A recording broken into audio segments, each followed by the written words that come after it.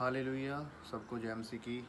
आज हम परमेश्वर के वचन से बात करेंगे कि परमेश्वर कैसे हमारे जीवन में कार्य करता है और कैसे खुदावंद का वचन हमें जीवन देता है।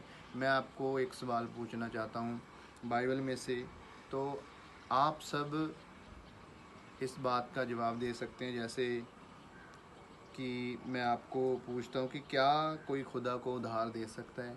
जैसे हम किसी एक इंसान को पैसे देते हैं या उसके ऊपर एहसान करते हैं, तो क्या हम परमेश्वर के ऊपर कुछ ऐसा कर सकते हैं? तो मैं आपको बाइबल में से दिखाऊंगा इस आयत को कि कैसे परमेश्वर ने मुझे ये भेद दिया। जब हम नीति वचन 19 की 27 आयत को पढ़ते हैं तो नीति वचन में लिखा हुआ है, वचन कहता है कि जो कंगाल पर अनुग्रह करता है वह यहोवा को उधार देता है। हालेलुया। और वह अपने इस काम का प्रतिफल पाएगा। तो इसी तरह जब हम वचन को परमेश्वर की गहराई के साथ पढ़ते हैं, पवित्र आत्मा की सहायता से पढ़ते हैं, तो वचन हमसे बात करता है, वो हमें सिखाता है। हालेलुया। इसी तरह मैं कुछ और वचन आपके साथ शेयर करूंगा जैसे कि बाइबल में लिखा है।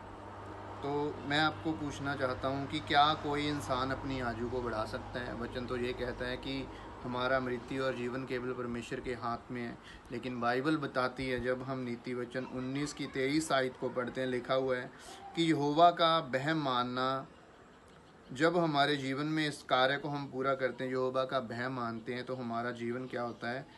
बढ़ता है। और उसके वहम मानने से हम ठिकाना पाते हैं। हालेलुया।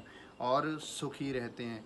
तो जब हम इन वचनों को भेद के साथ पढ़ते हैं तो परमेश्वर हमें प्रूफ करता है कि अपनी आयु को हम परमेश्वर के वचन के अनुसार बढ़ा सकते हैं। वो कैसे? जब हमें वचन पता होगा कि सचमुच परमेश्वर वचन के द्वारा हमसे बात करता है। हालेलुया।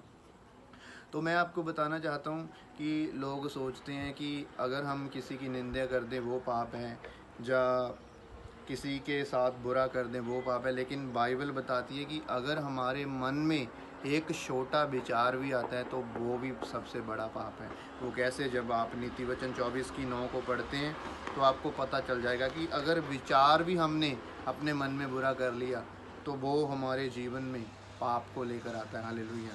तो विश्वास करता हूँ कि इस वचन के द्वारा जो खुदा ने मुझसे भेद दिया था मैंने आपके साथ शेयर किया। इसी तरह आप भी बाइबल को पढ़ें और परमेश्वर आपके साथ भेदों के द्वारा बात करेगा। सबको जय मसीह की। God bless you.